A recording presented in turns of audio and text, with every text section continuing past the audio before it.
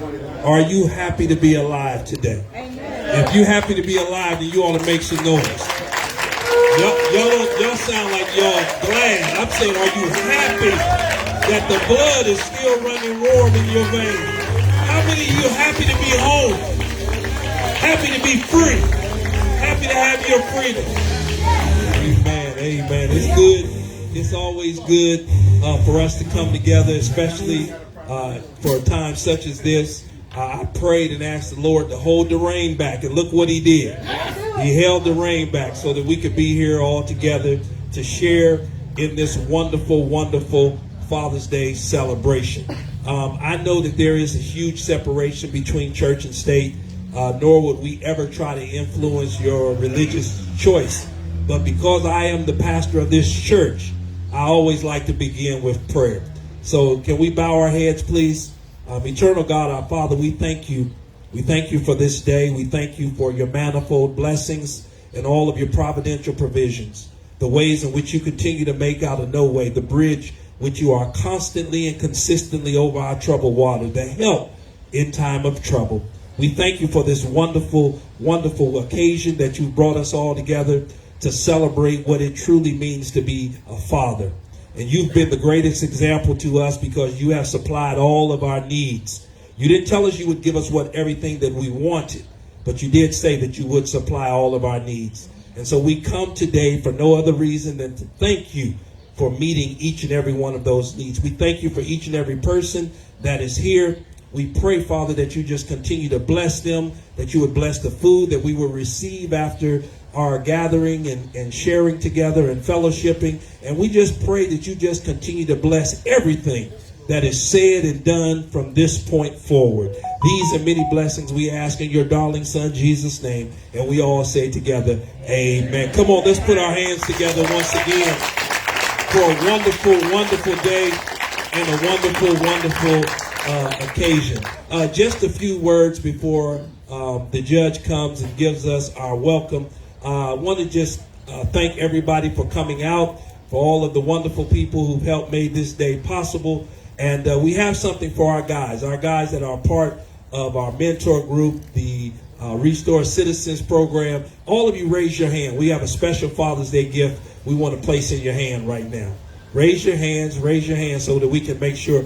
Now, do y'all know who you are? The guys that come to the meetings every month, the guys that are part, y'all. Oh, I see some of y'all don't have your hands raised. We got a special gift for you. John and Al are passing this around. This is a wonderful, wonderful book by our guest speaker, Mr. M.Christian. It's called The Greatest Responsibility, Becoming the Parent That Your Child Deserves. And how many of you know that your child deserves the very best parent that you could possibly be? And so we hope that by placing this tool in your hand, this book is also available for those who would like to purchase it. If you're here and you want a book but can't afford to purchase it, then guess what? We're going to make sure you leave with one. Is that all right? Y'all kind of dead today. Is that all right? Am I in the right place today? I need to know that. Okay, before we move forward, we have a wonderful, wonderful day planned for you. We want to celebrate you as fathers, being home, doing all that you can to reintegrate yourselves back into the fabric of society, making sure that you're making the greatest choices possible, and that the last days will be the best days of your life. Is that all right? And so we're gonna have lunch afterwards. We got a huge barbecue prepared for you. We are passing out raffle tickets. We're going to raffle off some things and make sure we give you some things to take home with you. Sister Valerie Johnson and her wonderful husband donated a few suits. We had about 8 or 9 suits for gentlemen that may fit that size suit. Come on, let's give God some praise for that, for their generosity. We got a live jazz band here, my man over here, live DJ. And don't judge me if they don't play church music, all right? Because that's not what y'all came here to hear. Y'all want to hear something that's going to make your head bop a little bit. Is that all right? But tomorrow we're going to play church music. Is that all right? Come on, let's give God some praise as the Honorable Judge Edmund Sargis comes to give us our welcome.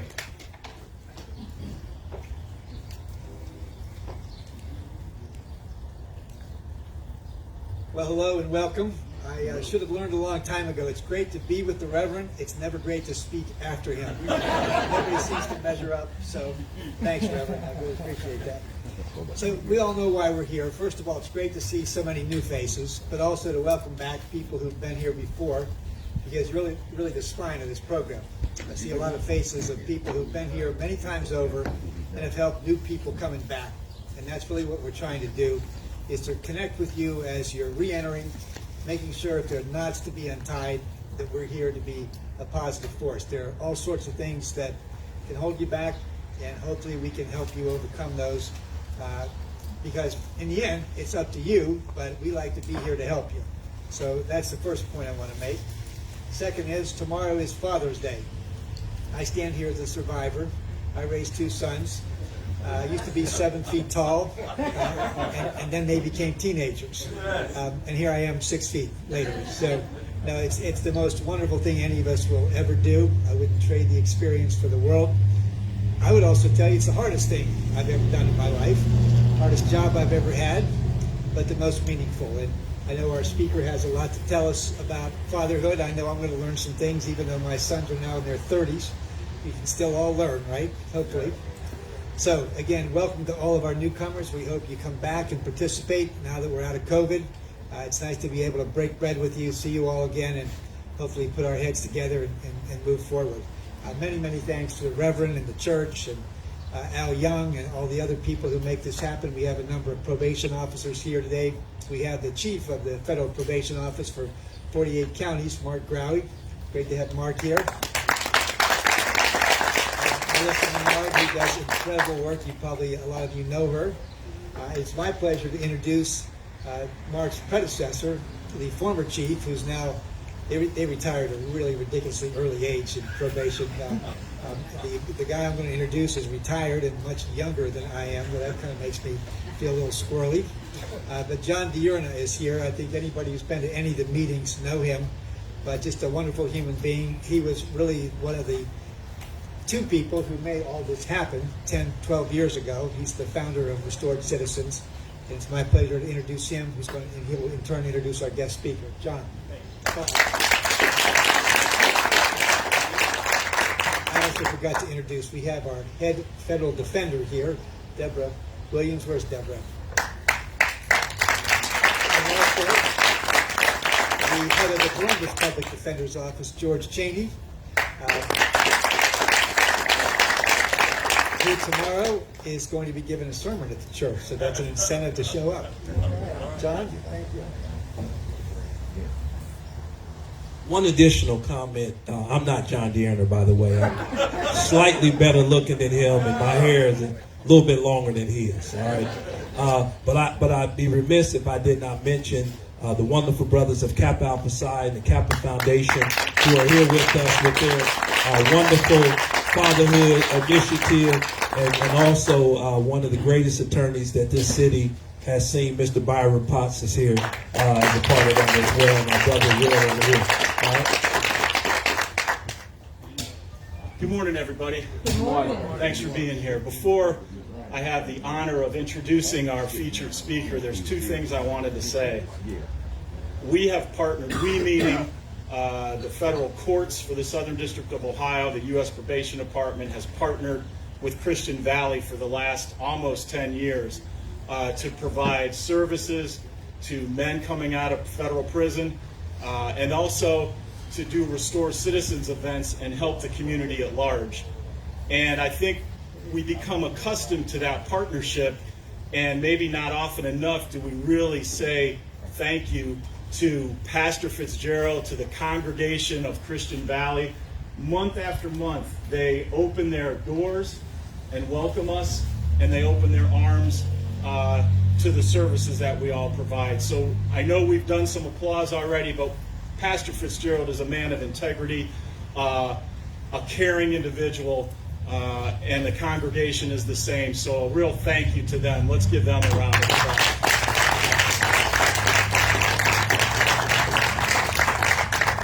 And how many people in this audience are fathers, just by a show of hands?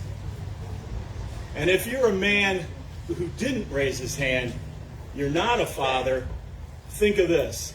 You may be saying, you know, my PO asked me to come here today. I'm not a father. I don't know what this guy's going to be talking about, but is it really going to apply to me? I would bet my life on the fact that if you didn't raise your hand, I guarantee that there's at least one person in this big world of ours, whether you know it or don't know it, that looks up to you. Could be a younger brother or younger sister. It could be your nephew or your niece. It could be someone you did time with who's out and looks up to you, and you may not even know it. And that's a father figure. So if you didn't bring someone into this world or adopt a child, trust me, you're a father figure to someone. So what this individual has to say today does apply to you. So let me go back like 5 years and tell you how I met this guy. There was a conference at Columbus State, and I went to it, and there was a panel group, and I was excited about it, but I got to admit, I was tired. There was stuff going on at the office. I had been on my phone, and I got into this room with about 40 people, and the panelists were up front. I'm not going to lie to you. I got to my chair, and I did one of these. I think I had my phone, which is a no-no. That's disrespectful, but I had my phone. And then I heard this booming voice. And I felt like I was a freshman in high school with the coach teaching health class.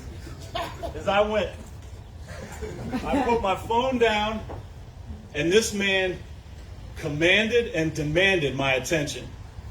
And for the next 45 minutes, my life began to change, because what he had to say was powerful. That's the best way to say it. It was powerful. Not only was it said powerfully, but the content was powerful. So this man with this booming voice is here today. This man who is committed to his fellow man is here today.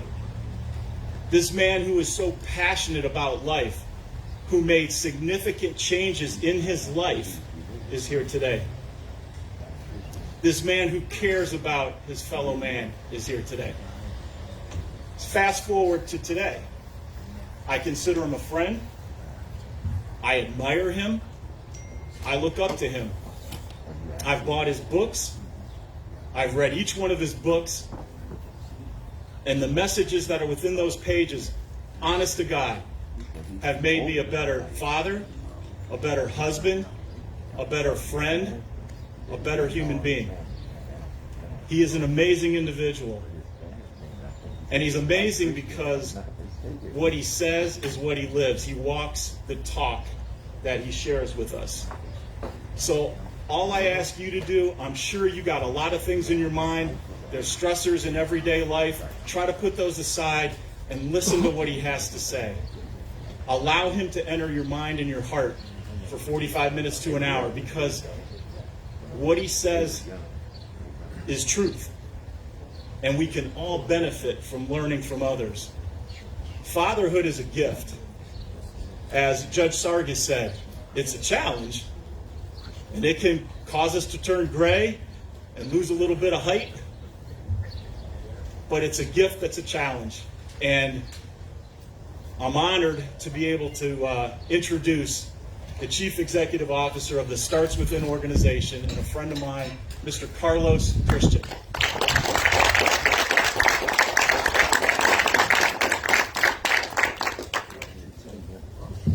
Well, I gotta really deliver it, huh? I mean, jeez, man, he set the bar for me kind of high, right? I know brothers is like, this brother better bring it. This brother, John, man, you set the bar high for me, man. So I appreciate you, brother. It's just good to be connected with you. I appreciate Pastor Fitzgerald for having this event for the fathers. Beautiful thing. It's just a beautiful place to be, in the room with these fathers.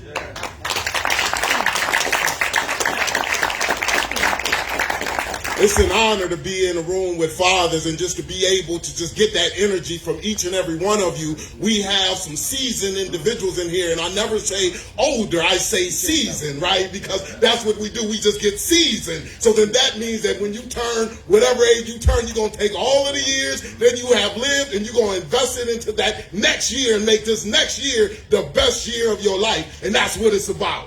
Yeah. We ain't older, we seasoned. I see the gray.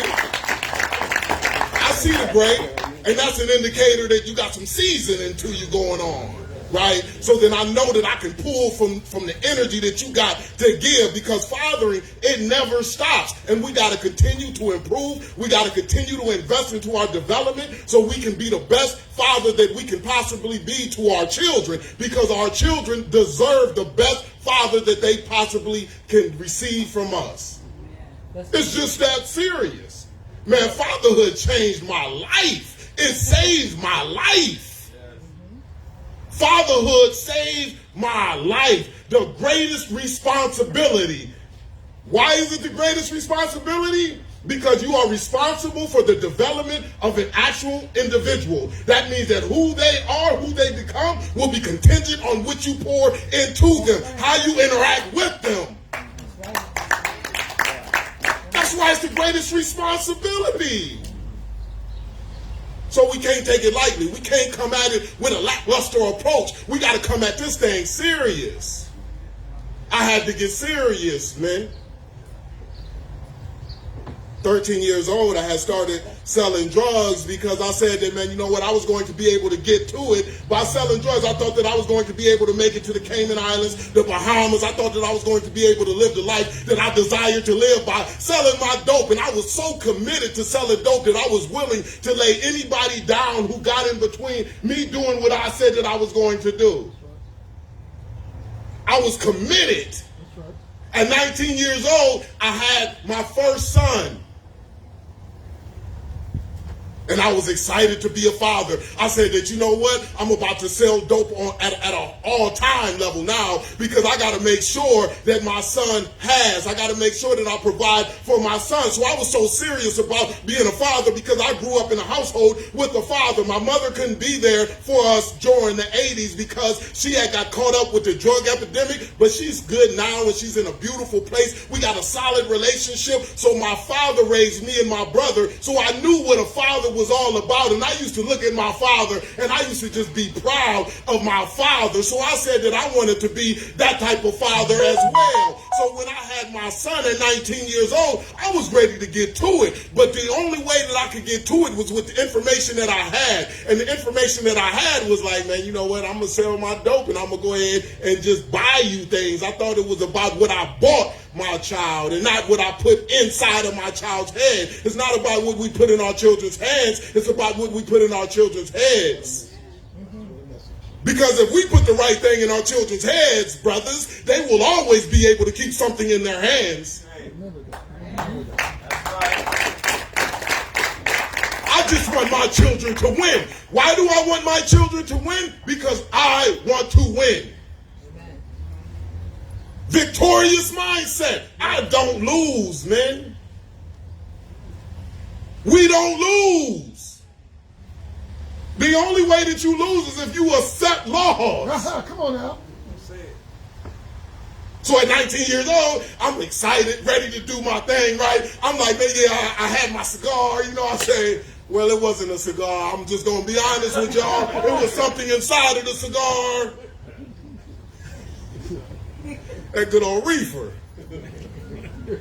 I was 19, man. I was like a Jamaican back then. I was getting it in, man. So I'm smoking and I'm celebrating, man, this event. Lil Los. That was his name. Carlos Rasheem Christian.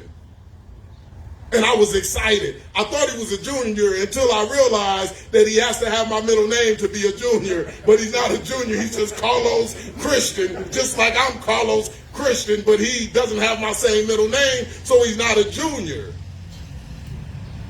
I was just excited, brothers.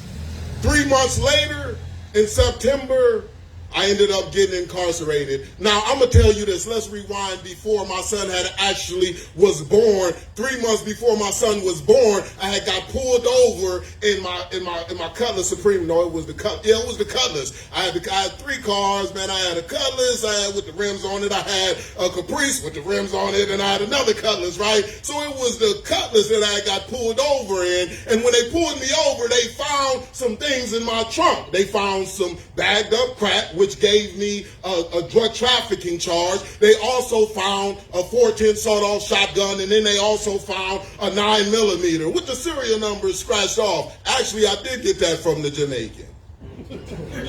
It was brand new, and he says the serial numbers are scratched off, man. I said, man, no doubt. So I was excited, right, with my tools that I had, but I got pulled over. And then that's when I had got my cases. I bonded out immediately, and then that's when I had went and got to it. I just turned it up another level in the streets, and then when my son was born, I had some unfinished business that I had to take care of. What I actually figured out is that one of my friends that I was rolling with, that I had driving my car, because when I had got my car taken, I didn't have my license, so I needed to get somebody to drive my car. So when I got somebody to drive my car, it was this guy who was really known for, man, you know, robbing and stealing and things like that. But I was of the mindset that he knows how I get down and he's not about to do that to me. Well, guess what?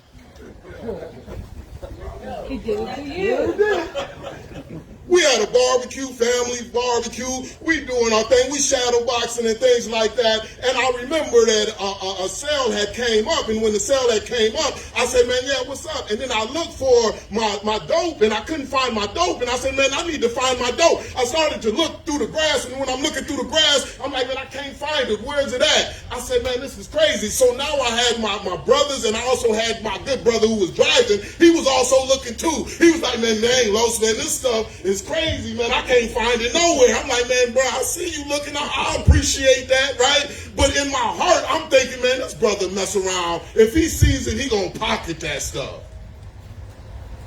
And sure enough, he ended up pocketing the dope. So when I found out, he ended up telling one of my guys that he didn't think that was going to tell me. So then the guy come and tell me and say, Los, man, you know such and such went on here and stole your dope, and he's been like selling your dope out of the car that you let him drive when he drops you off to your child's mother's house. And I said, man, what you mean? I said, okay, I got it. He's a done deal, because I was abiding by the rules of these streets that they told me that I got to do what I got to do. I cannot allow anybody to get away with taking from me, because if I allow somebody to get away from taking from me, they will continue to take from me, and I will not be able to be successful in these streets. And I said that he understood, man, what I was trying to get done. He knew what I was about. He knew I had a son. He knew I was out on bond. And you gonna take? Well, I'm smoking with you for free, good brother. I'm drinking with you. So I was upset. I said, man, what do I do? I had no understanding but to just, man, I got to kill him.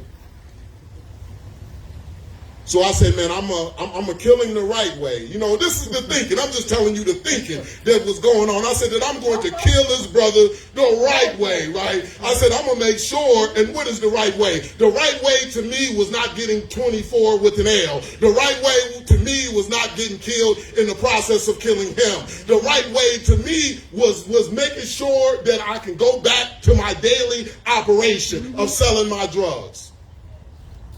So I kicked it with him. I continued to kick it with him and things like that. And we just rocking and rolling. We shooting dice and things like that. And we just doing what we do, right? He never knew that I knew. But my brothers knew that I knew, and my brothers knew what I was going to do. So when I see him, 3 months after I had found out, I see him walking up the street, late night. And I said, wow, what a perfect opportunity to accomplish my mission. I said, I got him, So I said, man, come on in the car, good brother. It was like about 2 o'clock in the morning. And I said, man, you know what? I got something going on over here on the other side, and they beefing. We beefing. We about to get it in. And he says, man, come on, man, I'm coming with you. I said, no doubt. And when we get to rolling, he get to shaking up. He said, man, hold up, Los, man. I don't really want to go. And I said, man, you don't want to go? What you mean? I'm just trying to get into a location where nobody can see, and I can get away with what I want to do. And he says, man, no, man, brother, I want to get out because you know that I got a son too. Matter of fact, his son used to call me uncle. That's how close we used to be. And I said, man, you know what? Hold up, brother. What you mean? You want to get out? Okay, if you want to get out, then go ahead and walk. He said, man, Los, I'll walk. I said, no doubt. You can walk. Now I ain't got to struggle to get you out the car. Good, cool. The mindset. We get deeper and deeper into no man's land. I'm dead serious. It's no lights. Only thing that's out there is wildlife. It's animals out there. It might be coyotes, whatever. It's different stuff that's going on out here, right? So I'm like, man, okay, this is the perfect spot. It ain't no witnesses. I'm good, right? I say, brother, if you want to get out, then get out. And he says, man, I'm getting out, Los. This is messed up. You're going to have me walk all the way home from here out in the middle of nowhere? I said, brother, get out. And he says, man, I'm getting out. Now I was driving the Caprice at that time, and I had got out the car, and when I get out the car, he was in the back seat. My other two brothers one brother was in the passenger seat, the other one was in the back seat. I get out the car, and when he gets out the car, I pull up the back seat, and he's getting out like this. And when he gets out like this, I take the pistol and I put it to the back of his head, and I said, man, boom. Now I had something in me that was saying, man, Carlos, man, this ain't right. But I was just so committed to doing what I believe needed to be done. I didn't want to face my brothers and let them know that I didn't live up to my word, because I spoke my word and I said that I was going to do this thing. And because I said that I was going to do this thing, even though I thought that it was not right, I still committed to do that thing.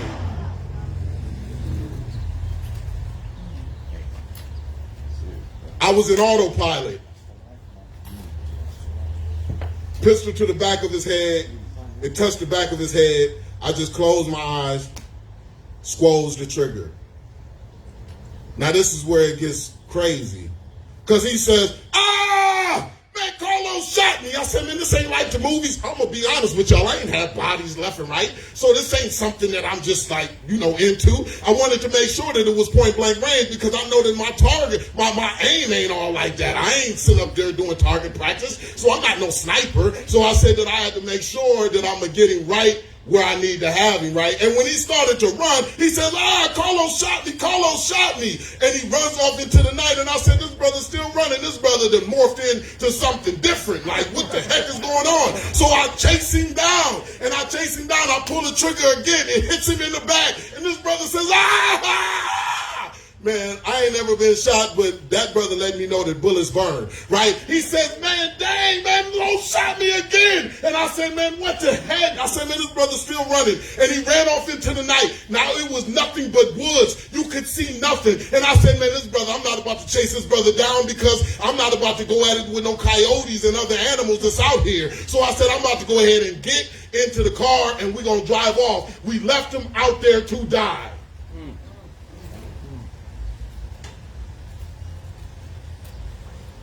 Drive back to the house, and I'm just feeling a certain type of way, because I'm like, man, dang, this is crazy. Man, I just killed we grew up from the sandbox. We wasn't like, but we still grew up from the sandbox. I've known him all my life, and I felt a certain type of way. And when I remember when I laid down, I couldn't get no sleep. I said, man, dang, this is crazy. And then I started hearing helicopters, and I started seeing all kind of stuff going on. I said, man, what the heck? And what that helicopter was actually doing, it was actually life flighting him to Cleveland. How did he get to the helicopter? How did he get medical attention? This brother found a dang on log cabin in the middle of nowhere. This brother ran to the log cabin in the middle of nowhere. And when he got to the log cabin, they said he knocked on the door, and the last thing that he said was what? Carlos shot me. Carlos shot me. They came and picked me up, and they came, and I followed through with it. I was like, man, I don't know what the heck. They told me, they said, man, you know what? Hey, man, you know he hanging on to a thread. I said, man, what? I said, man, I can't wait until I get up out these cuffs, man. I'm going to find out whoever did this. The police was looking at me like, brother, you silly to them all. I really was believing this. I was believing this mindset. I was backing this 1,000%. I was looking at me, bro, you got to be goofy. If you think that we think that you didn't do what was already said that you've done. This brother said your name before he passed out. He said, Carlos shot me. This brother said it himself. And if he dies, that's murder on you. The brother recovered. He fought for his life. He was able to keep it. I was like, wow, this is crazy. So then this is when my evolution began. And I say evolution because evolution is different from change. Because when you change, you can go back to what you came from again. I'm talking about evolving. I can change from a shirt, brothers. And if I don't like the shirt that I got on, I can put back the shirt that I had on before back on. I'm talking about evolution. I'm talking about evolving. I'm talking about that. Come on, man. Because I can't put back on a onesie as a grown man. You can try it won't look nice. I've evolved into a man. I'm no longer a child. I'm no longer a baby. I've evolved. So I said that I had to start in evolution because who I am, I cannot be because my son mattered that much that I got to change. I got to evolve and become the man that I need to be. And I got to do this 10 years because I was sentenced to 10 years inside a Marion Correctional Institution. But I said that after this 10 years, they will not get another day. They will not get another hour. They will not get another second. They will not get another minute. Because if I don't become who I need to be, then my son will come through these same gates that I know ain't for me. That's right. That's right. If they ain't for me, they cannot be for him. So I need to evolve into this person that I need to be so I can impact my son in the best possible way. So my son don't find himself on the table as a menu item. I want my son to be at the table eating, not be somebody's food. I don't want my son to be food. Neither do I want to be food. The evolution began. Information influences thinking, and thinking controls behavior. I had to get some different information to influence my thinking because I understood that the way that I was thinking was bogus because it put me in a place that I did not want to be. And I was really serious and convinced about not being in the place that I wanted to be. I said, man, this ain't for me. I'm around all men. The water's hard. The bed is hard. Hard legs. This is a hard way of living. Count time. Waiting on for rec to be called. Eating when they say you need to eat. And then I had a seasoned individual come up to me when I was incarcerated. And he said, Carlos, man, you know what?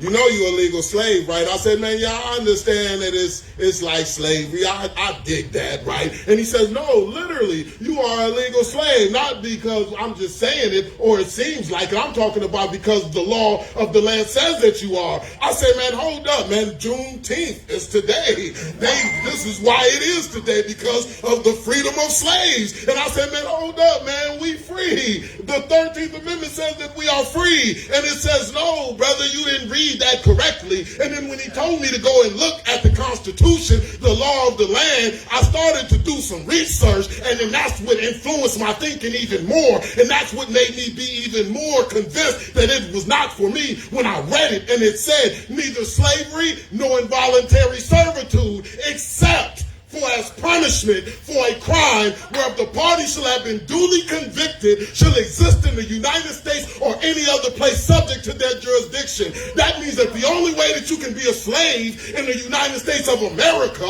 is if you get convicted of a crime and it serves as punishment.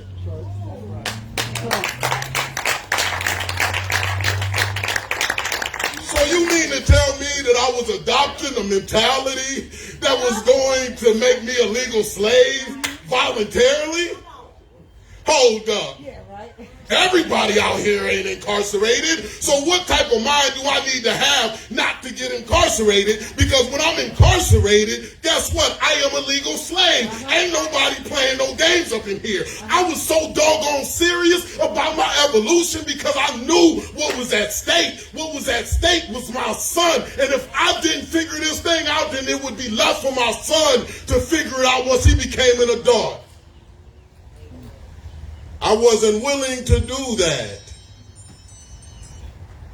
I said, hold up, man, this stuff got me feeling a certain type of way. So by feeling that certain type of way, it drove me to action.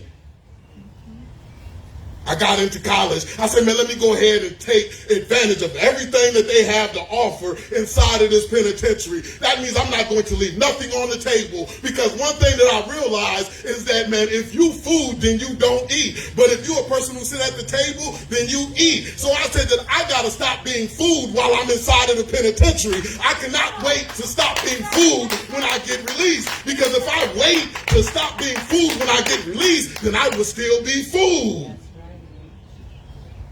Yeah, that means that I'll be somebody else's salary. Facts. That means that I'll be benefiting everybody else but me and my family. Food.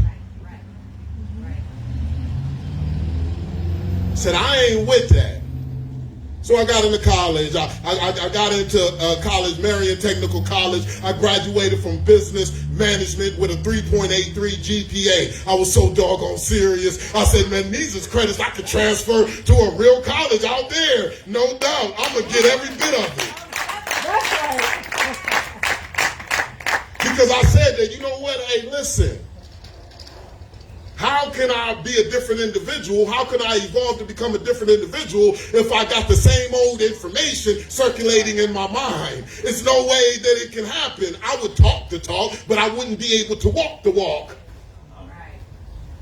So I had to learn. It's up to us to learn. If we don't choose to learn, brothers, it will not be done. It's no magical dust that will be sprinkled on you that will make it get done. It is on you. Faith without works is dead. You can say that you have faith all day long, but if you don't show your faith, it's dead. I can say I wanted to be a father all day long, but if I don't show it, it doesn't matter. So you can tell that I was serious about my fatherhood by what I was doing inside of the penitentiary. I was getting into college. After I got done with college with that 3.83 GPA, guess what? I got into administrative office technology for vocational training. I learned the computers. ASDFJKL semicolon. Right? Like, I know this stuff. That's the home keys, my brothers. That's right. I was serious about being a father. It was no game. I said, man, you know what? Hold up, man. I need to go ahead and learn some Spanish, because I might come in contact with brother who is Espanol. So let me learn some Spanish. Exio mucho, pero traigo mucho a la mesa. I demand a lot, but I bring a lot to the table. I know brothers is like, man, that brother gifted. But if you ask me to have a full Spanish conversation right now, I couldn't have it because I haven't been using my Spanish. So my Spanish is weak.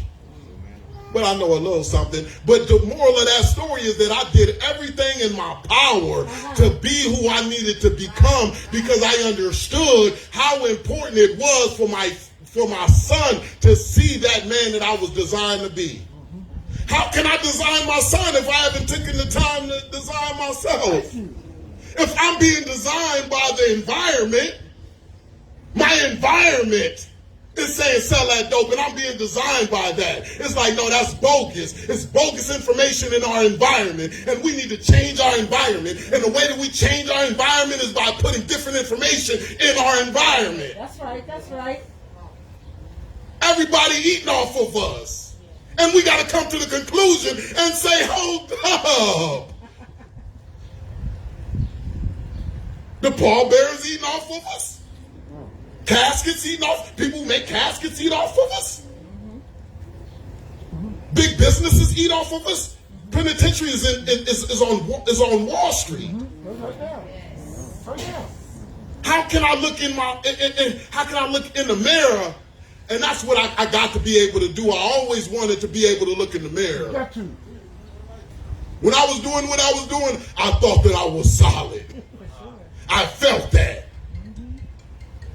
But once I got that understanding and said, hold up, that's not solid. I'm not there for dads with donuts. What you mean? My son can't go to dads with donuts because I'm incarcerated for 10 years.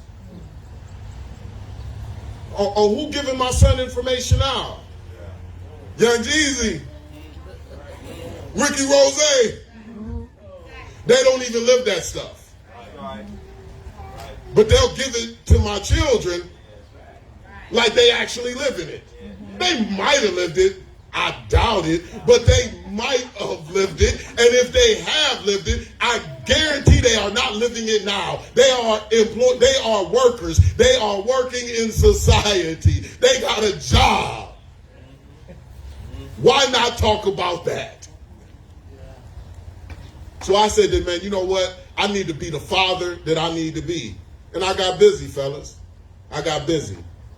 So you fast forward to right now, my son, man, I've been home, fellas, for 14 years in August. Defying the odds. Because of the work that was put in, paid the price, brothers. I did day for day. They didn't let me out early. No judicial release, nothing. 10 years, decade. Day for day. I came home, I was able to get custody of my son. I raised my son to be a man. He's 18 years old. He graduated from high school. He went to college temporarily. He dropped out because he said that wasn't for him. But that's fine. Yes. But the main thing is that he doesn't have the mentality that I had to get me incarcerated. And he doesn't have the mentality that I had to get me incarcerated. Why? Because I made sure that I was present and I was involved and I was showing him what it looks like. No, brother, this is not what it is. What they saying is not what it is. This is what it is. All of my children know the 13th Amendment. They all know the 13th Amendment. My son is 12 years old. I got 3 children, 24-year-old son. I got a 12-year-old son, and I got a 5-year-old baby girl. My son, he was in school in history class, and the teacher said, yeah, they freed slaves. And he says, hold up, no, they didn't. Because the way that you can still be a slave in the United States of America is if you get convicted of a crime. Do you see the except? So he was given the class, that education that needed to be had. If I was given that education when I was then, I wasn't focused on the history, I would have did something different. It would have impacted the way that I made my decisions. My children are benefiting from my involvement because I said that I'm serious about being that father, right? So that's what we want to cover today, and that was just an opening statement. So now we want to get into the actual program. Because I want y'all to leave here today with some good stuff that is applicable, that you can apply. I've been working with fathers, man, since 2013. I've been working with fathers. I'm in all of the penitentiaries inside of the state of Ohio, also in Indiana as well. I go in and I get brothers. I fight to feed brothers. I don't want none of my brothers starving. If you starving, it's because you don't want to eat, but the food will be there. Amen. Amen. So if we're taking on this great responsibility, fellas, we got to take on this great responsibility with some aggression. We got to make sure that we are in the right mind to be able to do this great responsibility, to be able to establish a strong, positive relationship with our children. The only way that we can have influence is through a positive relationship. That means that if we have a negative relationship, that means that it is barriers between us and that other individual that we have a negative relationship with. That means that I don't want my children as adults operating off of information that will not do them any good. I want them to operate off of the information that I have vetted, that I know actually works. If I'm going to have a positive relationship with my children, the first place that I got to start at is what type of father do I want to be? What type of grandfather do I want to be to my grandchildren? What type of father do I want to be to my children? If we don't come from there, then where the heck, how are we going to get it done? When do you start a house? When do you start to build a house, man? From the ground up? You start to build a house when it's done. That means that you complete it in your head and then you do it in real time. So you give it that thought before you even start. So then that means that I got to make sure that I got a firm grasp on what type of father that I'm going to deliver to my children, because I don't want them to have any old father. Why? Because they are that important that they don't deserve any old father. They deserve a thought out, intentional, and deliberate father. So then that means that I'm going to think about what type of father that I am giving to my children. How am I interacting with my children? I got to give them the best me. How can I give them the best me? The first thing that we must do, anybody who is taking notes, we must reflect. We must go back into our past. We must look at the way that our parents interacted with us. That's information that we need to use. I come from the mindset, ain't nothing bad, it's all good. As long as I can learn from it, it's good. So I'm looking at my past interactions with my father, and I'm looking at the positive interactions that I had. What is the positive interactions? The positive interactions are those interactions that gave you the positive feelings, right? That you say, man, you know what? I feel good about my father. And then when you find those positive interactions, what you do, you duplicate the positive interactions. That means that if it's right, then you give them what is right. This is your first step to becoming that conscious father, because I don't want to be sleeping in my relationship with my children. I want to be conscious. I'm talking about woke. And I ain't talking about the type of woke when you know everything that the system is doing and you know what everybody else is doing. I'm talking about you know why you doing what you doing. I'm talking about that type of woke. So when I'm with my children, I say, man, you know what? I'm going to give them those same positive interactions that I had from my father when I was a child. And I think about it. I remember my father, he used to come outside and he used to play football. He used to be the all-time quarterback with me and my friends. And my friends used to love every bit of him playing the all-time quarterback because he had a crazy arm, right? Even though they never did get the ball, because every time I went out, he threw it to me. It was quadruple coverage, whatever. He always threw it to me. He fit it in. If he was playing for a team, they would have benched him. They like, brother, can you throw it to somebody else? But they was just still excited just to have him out there. I say, wow, that's good stuff, man. My father made himself accessible to me and my friends. And then my friends who didn't have fathers, because most people in the hood ain't have fathers in the household, they used to be like, man, your dad's so doggone cool. And I used to be like, yeah, no doubt. It made me feel good that my friends looked at my father in that way, and I could have access to my father with my friends, and it just made me feel real powerful. So now you fast forward to right now, guess what? My daughter, she's 5 years old, and I'm on the playground, and she says, Dad, she got a whole team she got a whole team of friends with her, right? And she like, Dad, man, can you beat a lava monster? I said, man, the lava monster? What the heck is the lava monster? You just the lava monster, and you got to catch us, right? And I said, the lava monster? Now I'm duplicating what I already know to be right. And I said, yeah, I'm going to be the lava monster. So I'm chasing my daughter and her friends around the playground. I'm the lava monster. And anybody in the sports, I'm like a 4'2", 40.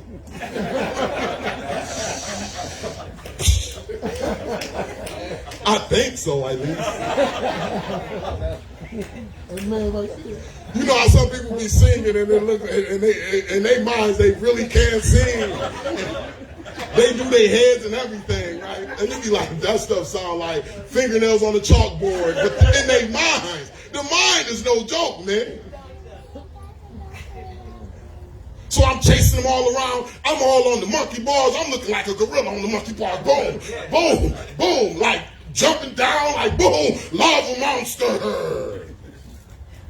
And other parents are looking at me like, this brother's over the top. But they don't understand that I'm intentional about what I am giving to my children. I understood that my father made himself accessible to me and my friends, so I'm intentional about what I am doing with my children because I want to have a strong, positive relationship. And the best way to have a strong, positive relationship is if we do things that produce the positive feelings inside of our children. So I already understood what produced the positive feelings in me. I'm going to give that to my children by being the lava monster. You duplicate the positive, man. But you got to literally look at it. And this is what I would challenge you to do. Go back and write it down because something happens when you write it down. You think about it and then you write down all of the positive interactions that you've had and you write that thing down. So now you can be focused. This is the energy that we got to come with in taking on this great responsibility.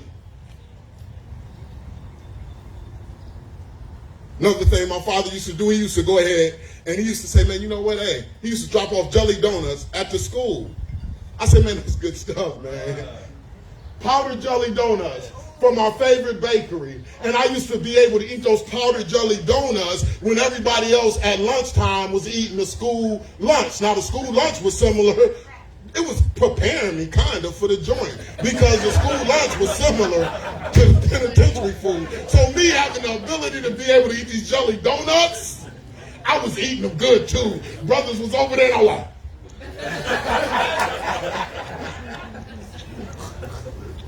so you know that these puppies is good. I'm getting it in. And that used to make me feel good when they would call me down to the office and say that, man, my father dropped off powdered donuts out of nowhere. He didn't tell me he was going to do it. He just did it as a surprise. He worked as a janitor in Oberlin College. So before he would go to work sometimes, he would drop off those jelly donuts. I said, man, that made me feel good about my father. So now what do I do with my children? My son, I remember when he was in the second grade. You know what I did? I took pizza up there to the school. And not only did I drop it off, but I sat there and I had the lunch with him inside of the cafeteria. I'm not wandering through life. You can't get to the place that you want to be by wondering. Men, you got to have a focus. You got to be intentional. The wind is not going to just blow you there.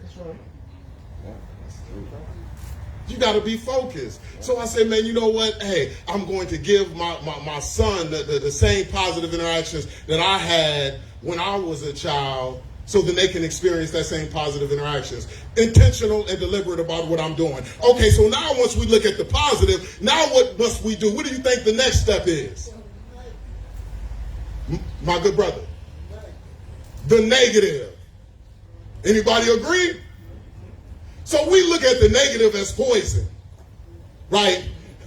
The negative interaction that you had with your parents when you were growing up that produced those negative feelings, that made you feel negatively. What are those negative interactions? What made you feel a certain type of way when they interacted with you in that way? Look at those negative interactions. Why is it so important to look at those negative interactions? Because if you don't look at them, guess what will happen? They will surface in your parenting. That means that you will give your children that same poison that you've been infected with back when you was a child, and you will in turn infect your children the same way that you've been infected. You gotta get rid of the poison. You got to identify the negative, and then what? You got to resist from giving your children that same negative. Identify, resist. What is the positive? Positive, you duplicate it. But what is the negative? We resist from giving it to our children. And we got to be conscious of stopping from giving that to our children. I don't want to administer my children no poison. It will sicken the relationship. And then I won't have the influence. And people say, man, well, what is the negative? Okay. So when your parents used to say, man, you stupid. What is you, dumb? And you used to feel negatively about that? Oh, okay. When you used to look out the window and they said that they were coming through and they didn't come through? When you wanted to talk to them and you couldn't talk to them? You used to feel negatively about that. You used to feel like that you was abandoned. How you used to feel when your father used to say that he was coming through, or your mother used to say that she was coming through, and you seen their word fall through the cracks, and you used to feel negatively about that? Remember, it's all good. So now once you identify that and you know it gives you a negative feeling, the last thing that you want to do is give it to your children. My mother, she was incarcerated when we was younger, and she used to call us on the phone, and she used to say, I'm going to send this and I'm going to send that. And it never got sent because she was incarcerated. I didn't know that she was incarcerated until I got older. But I still formed a negative feeling because I'm like, man, dang, you always saying that you're going to do, but you never do. So now what do I do as a father? I make sure that when I give my word to my children, I follow through. I'm a father of follow through. Why? Because they will not experience that same negative feeling. They know I'm so much about my word, it's ridiculous. I remember one time I told my son, I said, man, you know what? I'll be there at 6:30. This little brother is calling me at 6:27. Like, where you at, Dad? I'm like, I'm right up the street, son. I'm at Speedway. I'm going to make my time. I'm intentional about my word because I understood that when the word was given to me when I was a child and it fell through, it made me feel negatively. So I don't want to do the same thing with my children so then they can feel negatively, and then we have a negative relationship, and then I lose the influence that I need to have, and then people outside in the community or people at businesses will have more influence than me. And one thing that I know about business's main objective is to make a profit. It's not to develop an individual to be the best them that they need to be.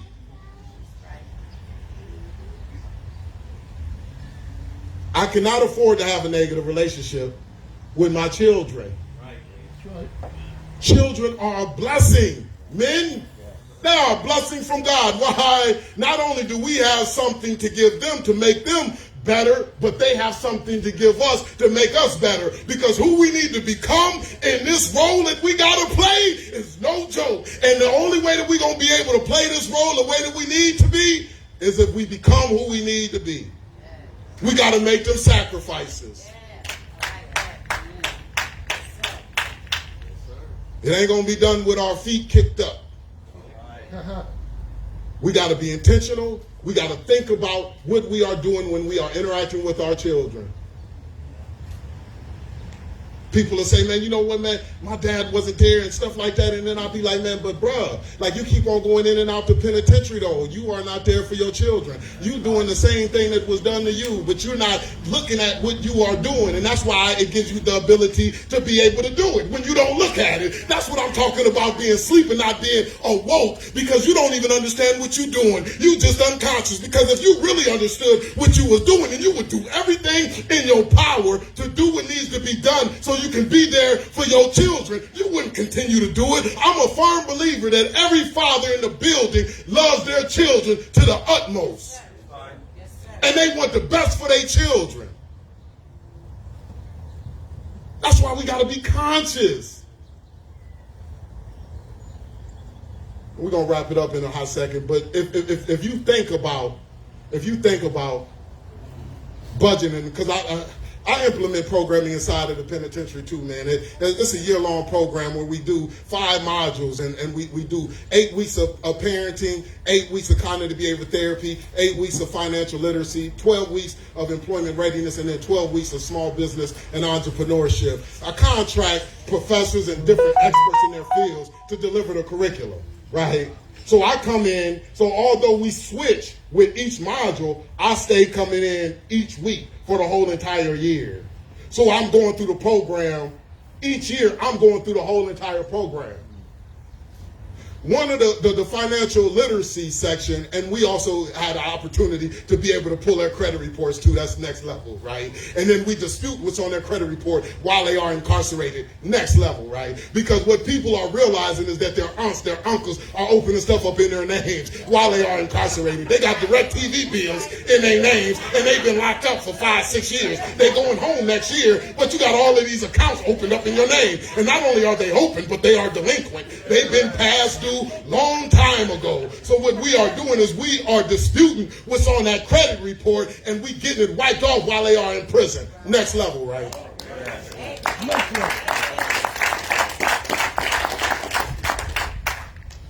One of the things that they talk about in the budgeting class is about being aware of your money and what you are spending and what you are spending things on. And once you start to get that knowledge, it helps you to make better decisions. So people can say, man, you know what? Hey, man, I'd have been spending, man, I'd have spent $7,000 at Starbucks. I go to Starbucks on Sunday, Monday, Wednesday, Friday, and Saturday, you know, and they do it unconsciously. Man, that's crazy. That's so true. But then when they write it down and they say, man, this is why I'm always, man, back to the ropes. This is why I can't go on no family vacations. I've been spending all of my money at Starbucks. Yeah, that Starbucks was good that day and it was good to do it. But now once I realize that I'm spending too much money at Starbucks, I'm going to make a different decision because I understand what I want to obtain. I want to be able to go on family vacations. I want to be able to pay all my bills on time. I want to be able to do what I need to do. I want financial freedom, and I can't get financial freedom if I'm spending all of this money at Starbucks. So now what they do is that they make an adjustment. They say, man, you know what? Hold up. I'm only going to go to Starbucks on Wednesday now. I'm going to be disciplined to only go to Starbucks on Wednesday because I understand what the goal is. You see how you start to become conscious?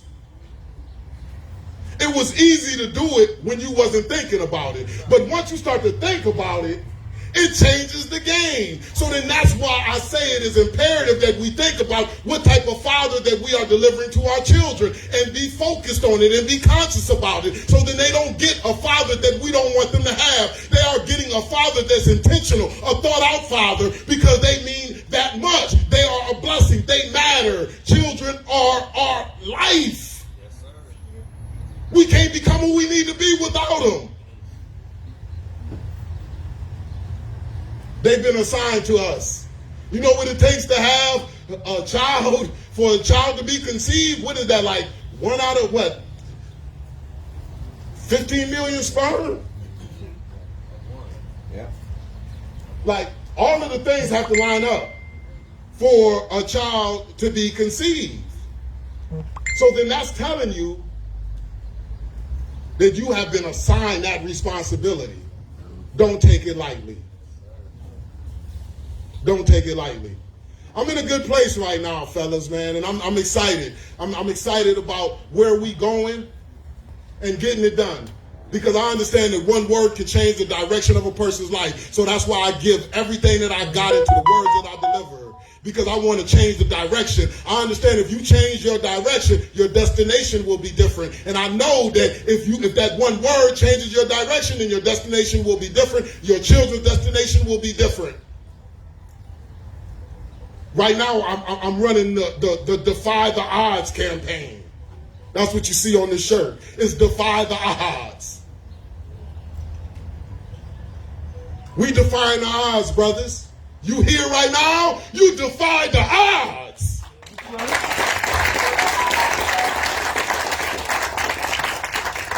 Just with the pandemic, we ain't even gonna toss in the dang on penitentiary. I'm talking about just the pandemic. Everybody under this tent right now has defied the odds. So we live it totally different. We have defied the odds. And the more that I make the decision to defy the odds, my son right now, he's 24 years old. He's defying the odds. Why? Because they say that the children of an incarcerated parent are more likely to get incarcerated.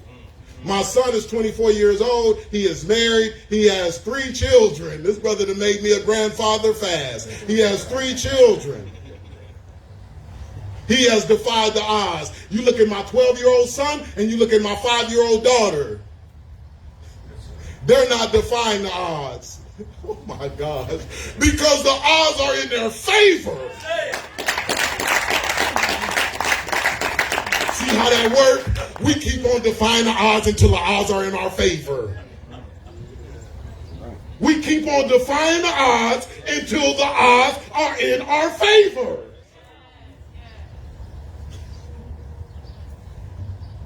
That's God body. Come on now. Greater he that is in me than he that is in the world. That's what gives me the ability to defy the odds. I know what the odds are. Brothers, y'all know what the odds are. Y'all know the statistics. Y'all know the statistics. We defy those odds, brothers. Because we got children, family that's depending on us defying the odds so then they can have the odds in their favor. That's what it's about. I appreciate y'all. That's my time. Before change can be seen externally, change must be done internally. Turn the penitentiary on its head, stand the community on its feet in a realest of ways. I appreciate y'all, good fathers.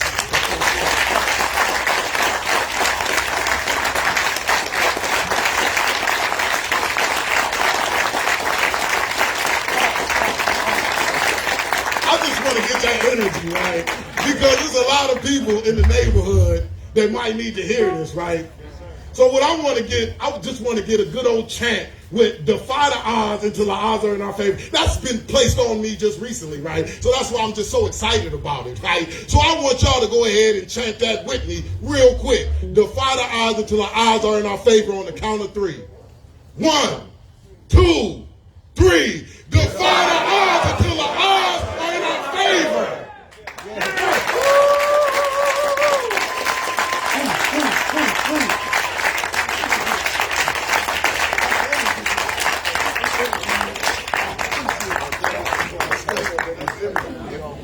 All right. Awesome, awesome, awesome. Come on, let's give this brother another round of applause for the wonderful way which he shared with us. Amen. And the passion that he spoke with. If you leave here today and your level of fatherhood is not increased, then you're not trying to be increased. All right. So we thank you, Brother Christian, for all that you have shared with us. Now, we're going to have lunch together, fellowship together. Brother Christian is going to be around for a while. He's going to do a book signing on the inside of the church. If you want to get your book signed, he also has some books for those who would like to purchase them. I believe they're $19 a piece. All right. And if you're a brother that's here and you don't have $19, then you see Judge Sargis. All right. You see Judge Sargis. He's got $19. Amen. Amen. It'd be good to get $19 from him in not 19 years. All right. So if he's got $19 for you, and we're gonna make sure that every brother who wants a book leaves here with this wonderful book today. He talked about having a tool belt. All right. And in that tool belt, having the tools to be able to raise your child in the way that it should be raised. And so you need to add this book to your tool belt, because there's some things in this book that will help you to be able to impact and empower the lives of your young people. If we change our young people, we can change this world. You believe that? Come on, fathers, let's put our hands together for that.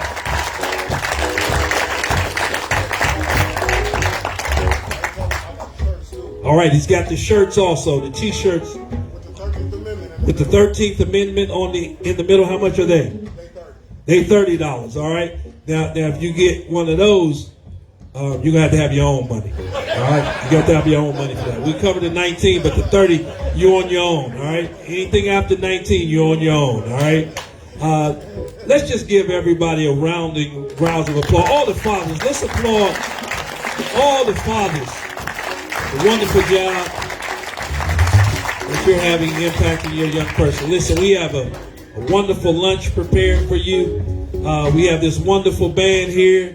They're going to play for us. They're going to play some beautiful music today. This is for you, fathers. We just going to have a wonderful time, all right? The food has already been blessed.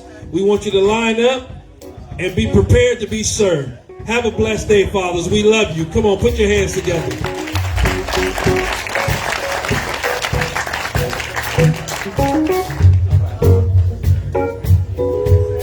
When we get ready, when we start eating, I'm going to ask if Brother Jordan will say a few words. All right, we're going to wait till we get finished eating so you don't get, how long you going to be? 2 minutes? All right, listen up. I want to give Brother Jordan 2 minutes so he can give you some directives. He's here with the Fatherhood initiative from the Kappa Foundation. Let's hear him real quickly, and then we're going to get in line and eat. Is that all right? All right. What we want to say right now is fatherhood matters. Fatherhood matters. We want to thank Brother Christian for what he brought to us today, but we're going to take it to another level too. Now, once you come and get out and go to a program, Pastor Fitzgerald has made it possible for us to have a educational-based program that Medicaid pays for, and it's a parenting program, it's a fathering program, and we're going to all work together and follow the leadership of this man right here. I've been knowing this man since he was that teenager. I knew that teenager, okay? And the things this man said is all true, because see, we can take it to a next level, because fatherhood matters. You got to change your behavior. You got to change the way you think. And we're here to change the way you think. We're here to deal with neurology, optimal psychology. We want to split back those layers of racism and cultural mind washing that we have from wounds of slavery. Wounds of slavery. We're ready to go and recapture our identity and follow this man's leadership and be great parents, be great fathers, because we can. And Pastor Fitzgerald's making it possible for all you men. We'll be getting in touch with you. We have a program that we'll be putting you in addition to with Mr. Christian, because as much knowledge and learning that we can do, we'll all be successful. And I'm going to continue to believe in yourself, and let's keep raising that level. We got to raise the level. Thanks a lot.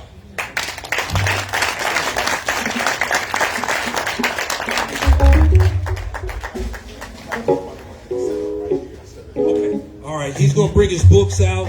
He's going to be signing books. Roosevelt, good to see you, my brother. Thanks for coming out. And your sons, all right? Amen. We're going to have a good time, fellas. Stick around. Listen up. We put a lot of work into this, all right? Because we care about you. We love you. And we want to see you be successful. So just take a few moments, have something to eat, sit around, fellowship for a little bit. The Lord held the weather back for us to be here. And so let's just enjoy this beautiful time that the Lord has given us to share together, all right? You may be served. Lunch is served.